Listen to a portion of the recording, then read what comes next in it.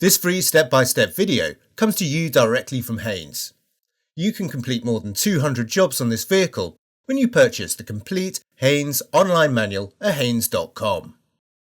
Warning: wait until the engine is cold before starting this procedure. Do not allow antifreeze to come in contact with your skin or with the painted surfaces of the vehicle. Rinse off spills immediately with plenty of water. Never leave antifreeze lying around in an open container or in a puddle in the driveway or on the garage floor. Children and pets are attracted by its sweet smell, but antifreeze can be fatal if ingested. Pull the bonnet release lever located on the passenger side kick panel.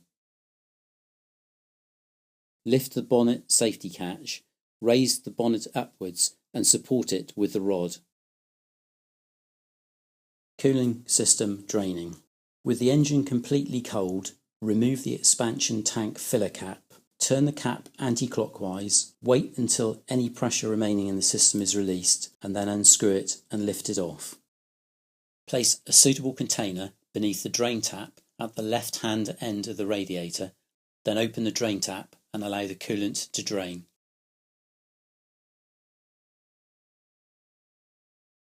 The cooling system bleed screw should be opened to aid the draining process and help prevent airlocks. The screw is located at the top right-hand edge of the radiator. When the coolant has finished draining, close the drain tap and remove the container. Always dispose of antifreeze properly. Cooling system flushing. To flush the radiator, disconnect the top and bottom hoses and any other relevant hoses from the radiator. Insert a garden hose into the radiator top inlet. Direct a flow of clean water through the radiator and continue flushing until clean water emerges from the radiator bottom outlet. If the contamination is particularly bad, insert the hose in the radiator bottom outlet and reverse flush the radiator. If after a reasonable period the water still does not run clear, the radiator can be flushed with a good proprietary cooling system cleaning agent. It is important that their manufacturer's instructions are followed carefully. To flush the engine, remove the thermostat housing by first removing the hoses and wiring plug, noting their connected locations.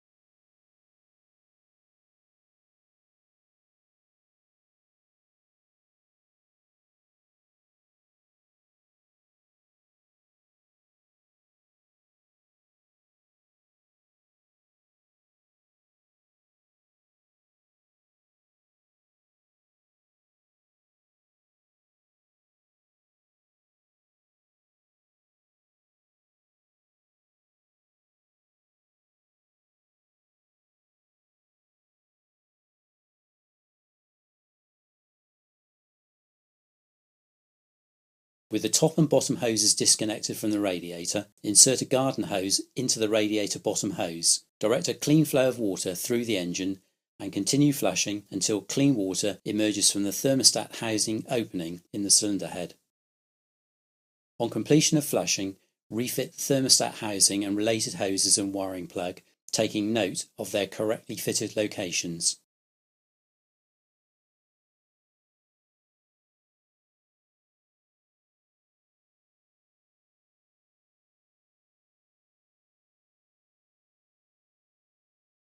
Tighten the thermostat housing bolts to 10 Newton meters.